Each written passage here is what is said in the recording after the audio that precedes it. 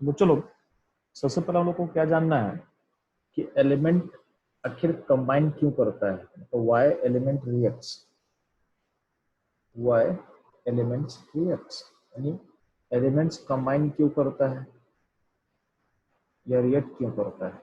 ठीक है, सबसे पहला क्वेश्चन अराइज होता है ऐसा क्यों होता है। ठीक है, तो पहले आप एलिमेंट को समझो। यहाँ पे एलिमेंट को आप समझते हैं, ध्यान देना। अगर पास एलिमेंट्स क्या क्या होता है वो चलो, तो एलिमेंट्स का कुछ जो आपको नाम याद होना चाहिए, तो 20 तक आपको पता होना चाहिए, 20 तक आपको पता होना चाहिए क्या क्या 20 तक होता है। तो हाइड्रोजन, ठीक है, फिर क्या होता है चलो हीलियम, ठीक है, हाइड्रोजन क्या होता है लिथियम होता है, ठीक है, लिथियम के बाद क्या होता है चलो बेरिलियम होता है, फिर क्या होता है बोरोन होता है, फिर क्या होता है कार्बन, नाइट्रोजन, ठीक है, फिर क्या हुआ चलो ऑक्सीजन, क्लोरीन, नियन, ठीक है, और क्या होता है फिर होता है सोडियम, फिर क्या होता है चलो magnesium, aluminium, silicon, phosphorus, sulphur, chlorine, और यहाँ पे क्या होगा आर्गन होगा, ठीक है, और फिर क्या होगा सोडियम नीचे क्या होता है पोटेशियम होता है, और फिर क्या होता है चलो यहाँ पे होगा कैल्शियम। तो आपको क्लास 10 तक में इतना याद रखना है। तो अगर बात करें क्लास 10 तक के लिए हम सोच रहे हैं, तो क्लास 10 तक में इतना इन्फॉर्मेशन काफी होता है। ठीक है, तो क्लास 10 तक के लिए हम बात करें तो इतना आपको याद रखना है। ठीक, तो ये आपको मैं अरेंज कर दिया हूँ, इसमें कोई दिक्कत है? यानी आप जब पीरियोडिक टेबल देखोगे तो पीरियोडिक टेबल में ऐसा ही आपको दिखेगा, आपके पीरियोडिक टेबल में, आपके पीरियोडिक टेबल में आपको ऐसा ही दिखने वाला है। तो ध्यान देना, आपको पता है कि एलिमेंट्स का अपना एक एटॉमिक नंबर होता है, एलिमेंट्स का अपना एक एटॉमिक नंबर होता है। ठीक है, अगर हम इसको अरेंज करें तो एटॉमिक नंबर के लिए सिंबल क्या होता है, एटॉमिक नंबर के लिए क्या सिंबल होता है जेड होता है। हम यूज करते हैं एटॉमिक नंबर को हम लोग रिप्रेजेंट करते हैं किससे, जेड से रिप्रेजेंट करते हैं। ठीक है, का सिंबल हम बोलते हैं जेड। ठीक है, एटॉमिक नंबर का मतलब क्या होता है, तो इक्वल टू कितना है नंबर ऑफ प्रोटॉन, क्या होता है नंबर ऑफ प्रोटॉन होता है आपका एटॉमिक नंबर। ठीक है, अब होता क्या है कि आपका जो एटम होता है, एटम क्या होता है न्यूट्रल होता है। एटम अगर बोलते हैं एटम न्यूट्रल होता है, इसका मतलब क्या होगा, इसका मतलब होगा बच्चों लोग कि जितना प्रोटॉन होगा उतना ही क्या होगा उसमें इलेक्ट्रॉन्स होगा। न्यूट्रल बोलने का मतलब क्या है, एटम में प्रोटॉन और इलेक्ट्रॉन का नंबर बराबर होना चाहिए तभी तो न्यूट्रल होगा ना। क्योंकि प्रोटॉन का चार्ज पॉजिटिव होता है, इलेक्ट्रॉन का चार्ज क्या होता है नेगेटिव होता है।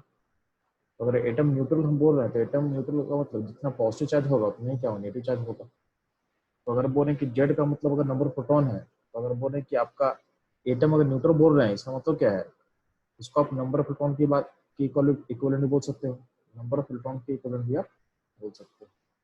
ठीक है, ये आपका सिचुएशन, ये आपका सिचुएशन, यानी एटॉमिक नंबर होता है नंबर प्रोटॉन, लेकिन आपका एटम चूंकि न्यूट्रल होता है तो उसको आप नंबर इलेक्ट्रॉन के भी बराबर आप बोल सकते हैं। ठीक है, तो यार आपको पता है कि जब आपका एटम का स्ट्रक्चर आप ड्रॉ करोगे, जब एटम का स्ट्रक्चर को जब ड्रॉ करते हो, आप लोगों को ये पता है कि आपका एक छोटा सा न्यूक्लियस होता है, छोटा सा न्यूक्लियस होता है।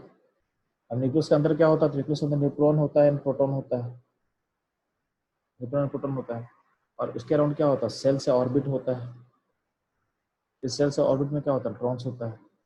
ठीक है, ये बाहर में क्या होता है इलेक्ट्रॉन्स होता है। ठीक है, तो इसको बोलते हैं हम सेल्स या बोलते हैं ऑर्बिट।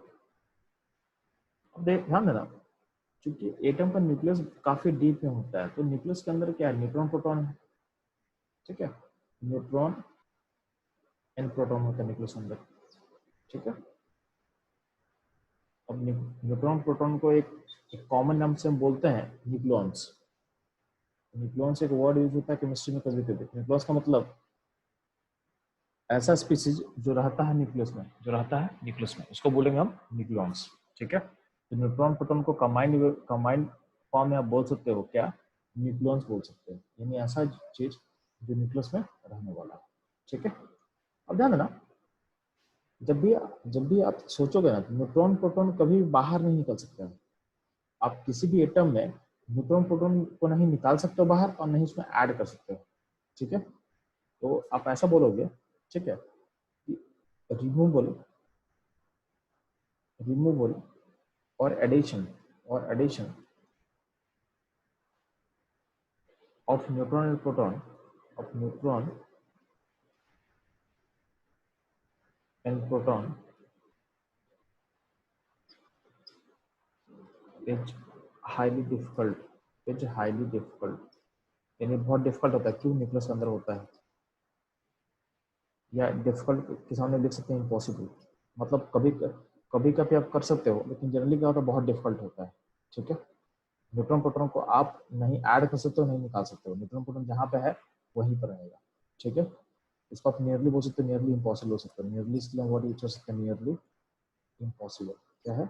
नियरली इम्पॉसिबल है। कब पॉसिबल होगा? जब आप बहुत ज्यादा एनर्जी दे दोगे, जब आप न्यूक्लियस को ब्रेक कर दोगे। ये कब होता है? जब आप करते हो एटॉमिक बॉम्ब या फ्यूजन बॉम्ब या बोलते हैं हाइड्रोजन बॉम्ब। तो जब बॉम्ब्स, जब उस तरह का बॉम्ब यूज होगा, उस केस में इसको डिस्टर्ब कर सकते हो। नॉर्मल कंडीशन में नहीं होगा। तो ये कब होता है? जब आपका जो कंडीशन है बहुत ड्रास्टिक हो जाएगा, तभी आप न्यूक्लियस के को ब्रेक कर सकते हो, न्यूक्लियस के अंदर आप चेंज कर सकते हो। नॉर्मल कंडीशन में ऐसा नहीं होगा। नॉर्मल कंडीशन का मतलब है कि जो हम लोग कंडीशन अर्थ में मिलता है। ड्रास्टिक बोलने का मतलब जैसे सन के सरफेस, सन का सरफेस में काफी हाई टेम्परेचर होता है, तो वहां उतना टेम्परेचर होगा तब ऐसा होगा, ठीक है। नॉर्मली जो हम लोग बोलते हैं 1000 डिग्री सेंटीग्रेड, 2000 डिग्री सेंटीग्रेड, यानी किसी भी केमिकल रिएक्शन के इन्वॉल्व में ऐसा नहीं होने वाला है, ठीक है। Removal in addition of neutron proton not occurring chemical reaction. हम लोग जो केमिकल रिएक्शन करते हैं उसमें ऑकर नहीं करेगा, not occur in chemical reaction. तो केमिकल रिएक्शन में ये नहीं होने वाला है, ठीक है। तो केमिकल रिएक्शन में न्यूट्रॉन प्रोटॉन को कोई फर्क नहीं पड़ेगा, ठीक है। अब बात करते हैं इलेक्ट्रॉन्स का। तो इलेक्ट्रॉन तो तो बाहर में होता है यार। इलेक्ट्रॉन और इलेक्ट्रॉन का एडिशन रिमूवल क्या है? आसान है, उसको कर सकते हो, ठीक है। यू कैन ऐड और रिमूव इलेक्ट्रॉन। इलेक्ट्रॉन्स को आप ऐड भी कर सकते हो और आप रिमूव भी कर सकते हो, ठीक है। इलेक्ट्रॉन को आप ऐड भी कर सकते हो और रिमूव भी कर सकते हो। तो ध्यान देना, यानी जब भी किसी एटम में ऐड होगा तो क्या ऐड होगा? इलेक्ट्रॉन ऐड होगा। और निकलेगा तो क्या निकलेगा? आपका इलेक्ट्रॉन निकलेगा। इलेक्ट्रॉन ही ऐड होगा और इलेक्ट्रॉन ही क्या होगा? बाहर निकलेगा, ठीक। तो ध्यान देना आप लोगों में। अब इलेक्ट्रॉन क्या होता है? तो इलेक्ट्रॉन एक नेगेटिव नंबर होता है। इलेक्ट्रॉन एक नेगेटिव नंबर होता है। इलेक्ट्रॉन मतलब एक नेगेटिव नंबर। सिंपल सी चीज यही है ना। तो मान लेते हैं कोई एटम अगर ए है, उसमें तुम इलेक्ट्रॉन को ऐड करेगा तो उस पर चार्ज क्या आएगा? माइनस आएगा। अब इस पे चार्ज जीरो है, जीरो में एक माइनस ऐड किया तो क्या? -1 होगा। अब इसमें बोले इसमें इलेक्ट्रॉन और ऐड करेंगे, -2 हो जाएगा। इसमें हम एक और इलेक्ट्रॉन ऐड करें तो क्या हो जाएगा? -3 हो जाएगा। जैसे आप इलेक्ट्रॉन ऐड करते जाओगे, अब उसमें क्या होगा? चार्ज नेगेटिव आता जाएगा। आपको समझ में आना चाहिए। और मान लेते हैं कि आप इलेक्ट्रॉन निकाल रहे हो, इलेक्ट्रॉन को सब्ट्रैक्ट कर रहे हो, इलेक्ट्रॉन को निकाल रहे हो बाहर, यानी माइनस इलेक्ट्रॉन कर रहे हैं। तो माइनस इलेक्ट्रॉन करेंगे मतलब क्या होगा? नेगेटिव नंबर बाहर जाएगा तो चार्ज क्या आएगा? पॉजिटिव आएगा। जितना इलेक्ट्रॉन बाहर निकालोगे उतना ही क्या होगा? चार्ज पॉजिटिव आएगा। दो, अब इसमें एक और इलेक्ट्रॉन अगर बाहर निकाल दिए तो चार्ज +3 हो जाएगा, ठीक है। इसका मतलब सिंपल है कि अगर इलेक्ट्रॉन ऐड होगा तो चार्ज नेगेटिव होगा, इलेक्ट्रॉन आप निकालो तो क्या होगा? चार्ज पॉजिटिव होता है, ठीक है। तो ये आप सिंपल सा फंडा याद रखना। आप आपके सामने मैथमेटिक्स का एक रियल नंबर लाइन में ड्रॉ कर दे रहा हूँ। तो जब भी आप इस रियल नंबर लाइन में मान लेते हैं यहाँ पे जीरो है, जीरो से राइट में क्या होता है? पॉजिटिव इंटीजर्स होता है, और यहाँ पे क्या होता है? नेगेटिव इंटीजर्स होता है। तो जब भी आप देखोगे चार्ज, आप कभी देखोगे अगर आप यहाँ से इधर मूव कर रहे हो, मतलब आप रियल नंबर लाइन पे राइट साइड मूव कर रहे हो, इसका मतलब क्या होगा? इलेक्ट्रॉन रिमूव हो रहा है, इलेक्ट्रॉन और लॉस हो रहा है, इलेक्ट्रॉन रिमूव हो रहा है।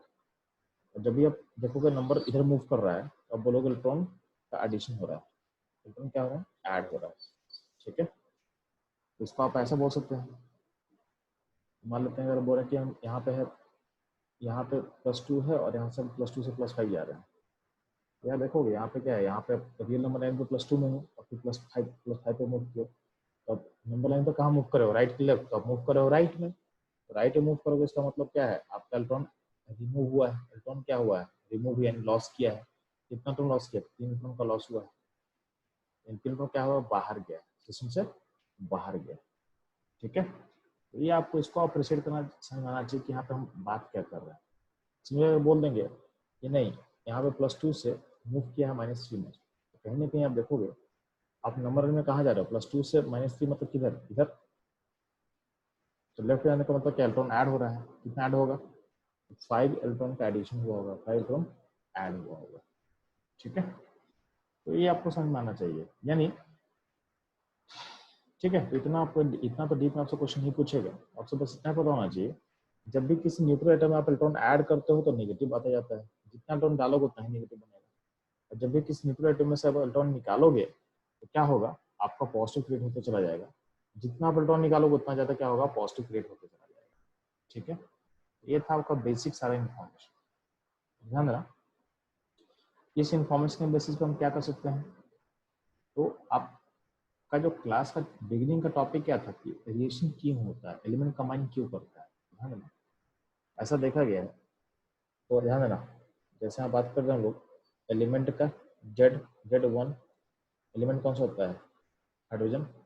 यहाँ पे उसका कॉन्फ़िगरेशन लिख के दिखा रहे हैं, कॉन्फ़िगरेशन लिख के दिखा रहे हैं, K shell, L shell, M shell. ठीक है, तो हाइड्रोजन का क्या होता है, इसमें के, अगर आपको पता होगा तो बात करें इलेक्ट्रॉनिक इलेक्ट्रॉनिक कॉन्फ़िगरेशन का, बात क्या करेंगे, चलो इलेक्ट्रॉनिक कॉन्फ़िगरेशन का, तो आप लोगों को थोड़ा सा आइडिया होगा। ठीक है, कॉन्फ़िगरेशन में क्या करते हैं हम लोग, चलो इसमें एक इलेक्ट्रॉन है तो क्या होगा, के सेल में एक इलेक्ट्रॉन डाल देते हैं। ठीक है, के सेल का कैपेसिटी कितना होता है, तो के सेल का कैपेसिटी होता है 2 इलेक्ट्रॉन का। एल में कैपेसिटी कितना होता है, 8 का। एम में क्या होता है, 8 का। ठीक है, सिमिलरली हम बात करते हैं हीलियम का, तो हीलियम में क्या होता है बच्चों, तो हीलियम होता है दो इलेक्ट्रॉन होता है, 2 डाल देंगे। लिथियम में कितना होगा, चलो तो लिथियम होता है कितना, 3। यहाँ पे 2 डालेंगे और एल में 1 डालेंगे, एल में 1 डालेंगे। ठीक है, क्योंकि के सेल का कैपेसिटी 2 होता है तो 2 पूरा हो चुका है, तो अगला इलेक्ट्रॉन कहाँ होगा, एल में।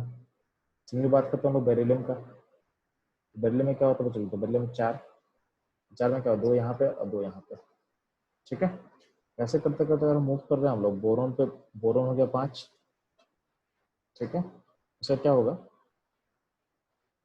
बोरोन के बाद क्या है चलो, कार्बन 6 होगा, कार्बन 7 होगा, नाइट्रोजन 8 होगा, क्या चलो ऑक्सीजन। ठीक है, तो क्या होगा यहाँ पे 2 3, फिर क्या होगा 2 4, फिर क्या होगा 2 5 और फिर क्या होगा 2 6। ठीक है, ये इसका कॉन्फ़िगरेशन लिख रहा है, इसका कॉन्फ़िगरेशन लिखा जा रहा है, इसको हम एक्सटेंड कर सकते हैं। अगर फ्लोरीन होगा तो क्या होगा, चलो तो फ्लोरीन के लिए क्या होगा, 9 होता है टर्मिनल, तो फ्लोरीन होगा तो क्या होगा 2 7। ठीक है, तो ये हो गया आपका 2 7। अब इसमें हम बात करते हैं नियन का, तो नियन का क्या होता है, तो नियन में एक अलग से लिख के दिखा दे रहा आपको। नियन का क्या होता है, तो नियन के लिए 10 न्यूट्रॉन होता है, सॉरी 10, इसमें क्या होगा के एल एम, तो क्या 2 8 8 हो, सॉरी 2 8 हो जाएगा, 2 8 हो जाएगा। ठीक, अब ध्यान देना, होता क्या है कि देखा गया है कि जो हीलियम और नियन है, हीलियम और नियन है, जो हीलियम यहाँ पर देखोगे और नियन है, ये दोनों होता है, इसको बोला गया नोबल गैस, इन लोगों को बोला गया है नोबल गैस। ठीक है, इनको बोला गया नोबल गैस। ठीक, और देखा गया है कि ये सब क्या होता है, ये सब अनरिएक्टिव होता है, अनरिएक्टिव मतलब रिएक्शन में पार्टिसिपेट नहीं करता है। ठीक है, ये सब क्या बोला गया है, इनसे बोला गया है अनरिएक्टिव, यानी रिएक्शन में क्या करेगा, पार्टिसिपेट नहीं करेगा। तो अगर रिएक्शन पार्टिसिपेट नहीं करे इसका मतलब क्या है, इसका मतलब ध्यान देना, तो कुछ ने बोला कि अगर देखोगे हीलियम, तो हीलियम का जो आउटर मोस्ट सेल है, आउटर मोस्ट सेल है क्या, के सेल है। और के सेल देखोगे तो के सेल में क्या है, के सेल कैपेसिटी 2 इलेक्ट्रॉन का होता है और हीलियम में 2 इलेक्ट्रॉन है, यानी outermost shell fully filled है, फुल्ली फिल्ड है। ठीक है, यानी आउटर मोस्ट सेल क्या होता है, फुल्ली फिल्ड होता है। तो नोबल गैस का अनरिएक्टिव होने का रीजन क्या बोला गया, इसका जो आउटर मोस्ट सेल, और आउटर मोस्ट सेल के लिए केमिस्ट्री में एक वर्ड होता है वैलेंस सेल, क्या होता है, वैलेंस सेल। इसका आउटर मोस्ट सेल या इसका जो वैलेंस सेल है, ये क्या बोला गया, ये बोला गया फुल्ली फिल्ड होता है, फुल्ली फिल्ड है।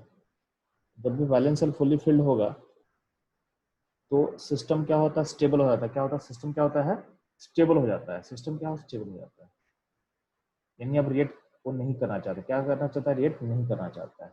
तो इनका रिएक्टिव लेस रिएक्टिव होने का रीजन क्या बोला गया, कि इनका सिस्टम स्टेबल है इसलिए रिएक्ट नहीं करना चाहते। स्टेबल क्यों है, क्योंकि इनका जो वैलेंस सेल है, इनका जो वैलेंस सेल है या आउटर मोस्ट सेल है वो क्या है, फुल्ली फिल्ड है। क्या है, फुल्ली फिल्ड है। ये लॉजिक इनका दिया गया, तो ध्यान देना। तो इसका मतलब क्या है, हर जो एलिमेंट है, बाकी जो एलिमेंट है, बाकी एलिमेंट जो है अपार्ट फ्रॉम नोबल गैसेस, वो भी क्या चाहेगा, वो भी स्टेबल होना चाहेगा।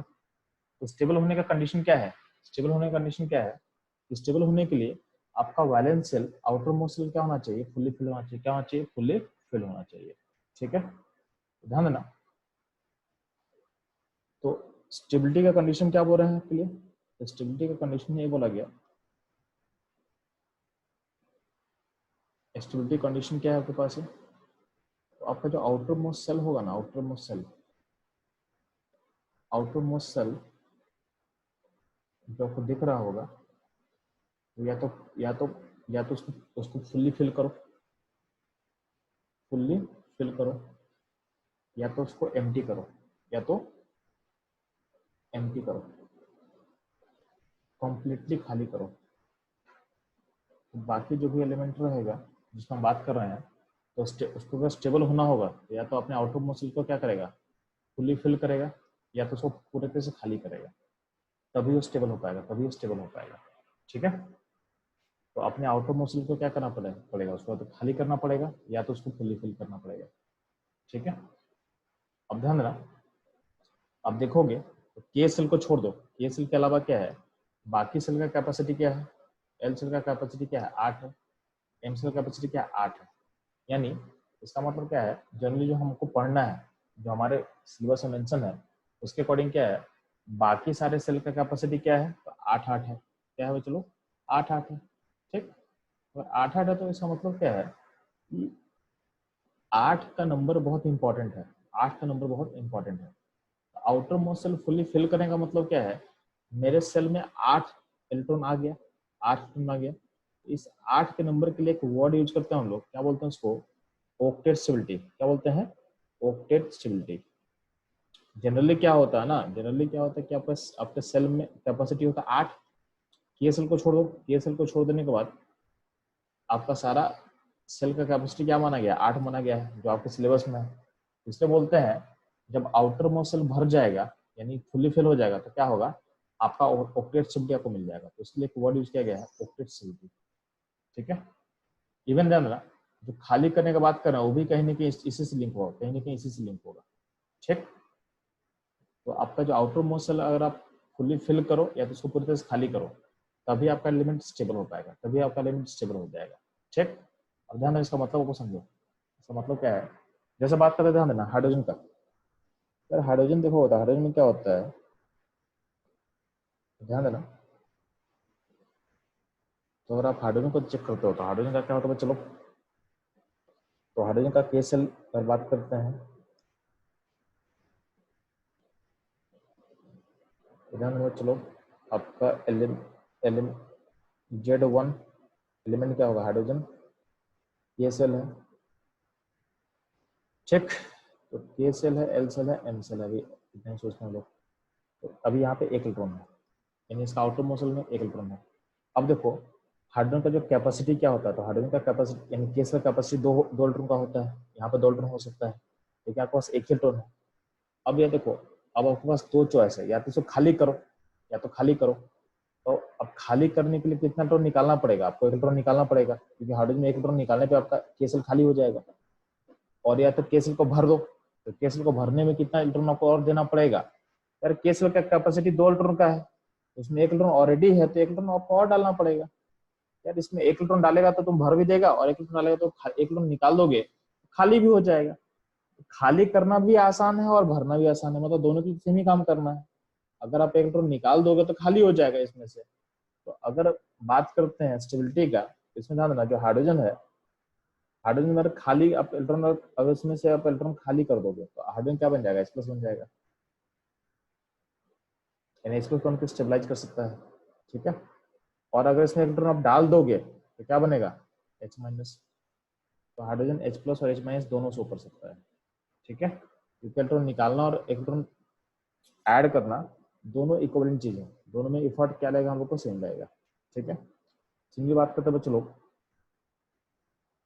दो हीलियम, तो हीलियम का तो ऑलरेडी भरा हुआ है, तो ऑलरेडी स्टेबल है, कोई दिक्कत नहीं है। थर्ड हम बात करते हैं लिथियम का। लिथियम का देखो, लिथियम में देखोगे तो KCl में 2 होता है और आपके L में क्या होगा, L में 1 होगा। अब देखो यार, L का कैपेसिटी कितना होता है, तो L का कैपेसिटी होता है कितने का, L का कैपेसिटी होता है 8 इलेक्ट्रॉन का। कितने का चलो होता है, 8 का। अब देखो यानी इसका आउटर मोस्ट सेल क्या है, लिथियम का outermost shell L shell है।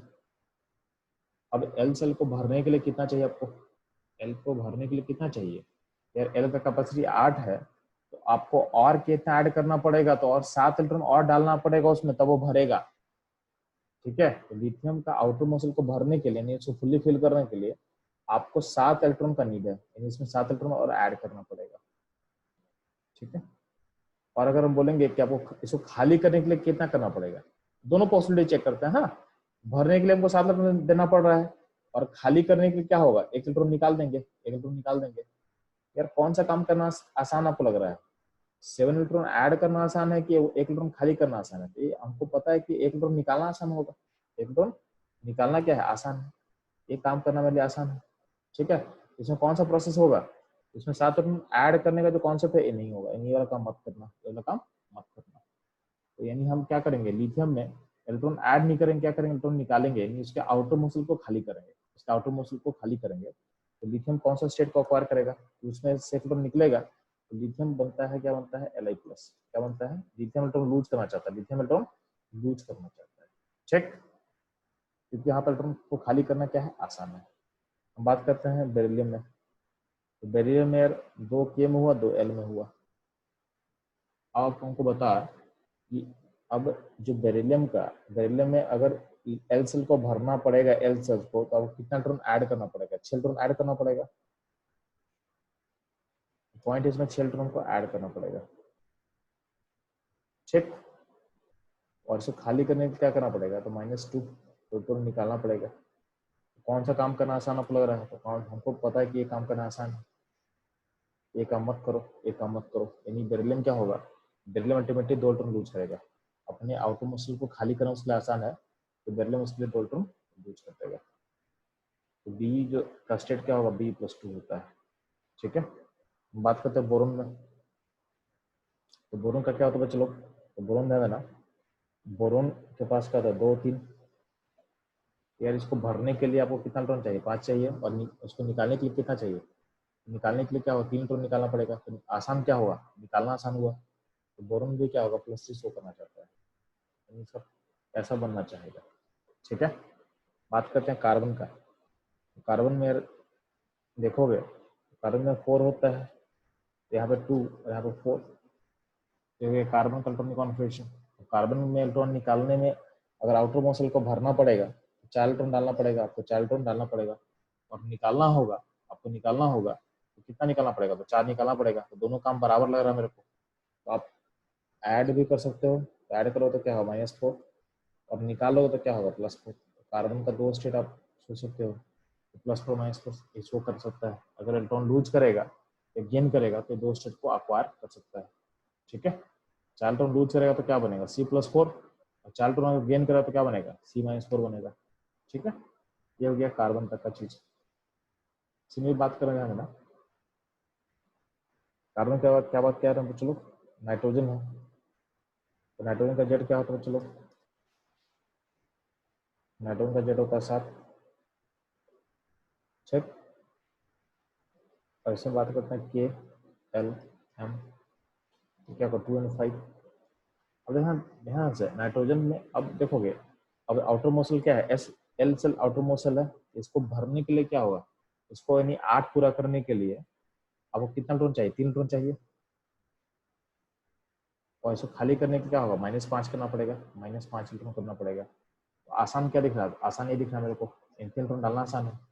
तो इस केस में इलेक्ट्रॉन ऐड होता है, क्या होता है, इलेक्ट्रॉन ऐड करेंगे। तो नाइट्रोजन का जो स्टेट होगा क्या होगा, उसमें इलेक्ट्रॉन जो ऐड करते हैं क्या -3 एक्वायर करेगा। सिंगली बात करते हैं ऑक्सीजन, क्या होगा 2 6। इसमें भी क्या होगा, इलेक्ट्रॉन ऐड करना आसान है तो क्या होगा, 2 इलेक्ट्रॉन ऐड कर लेगा। क्लोरीन, ठीक है, 9 नंबर क्लोरीन, तो उसमें क्या होगा 2 7। उसमें भी क्या होगा, आउटर मोस्ट सेल में इलेक्ट्रॉन डालना क्या होगा, आसान होगा, यानी उसको भरना आसान होगा। 7 है तो उसमें 8 करने के लिए क्या होगा, एक इलेक्ट्रॉन डालने में पड़ेगा, तो इलेक्ट्रॉन ऐड को तो क्या होगा, चार्ज क्या होगा माइनस में आ जाएगा। ठीक है, बाकी नियम तो नोबल गैस है यार, नियम तो नोबल गैस है। नियम का क्या होता है, चलो